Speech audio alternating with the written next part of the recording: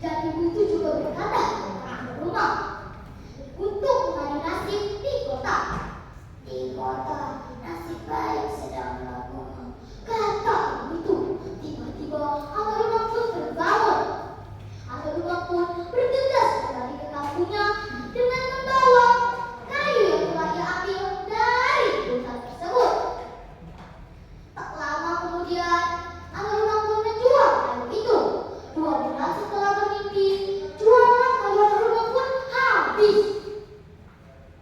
Wah, tabunganku sudah penuh. Akhirnya aku bisa pergi ke kota. Akhirnya Angga Rumah pun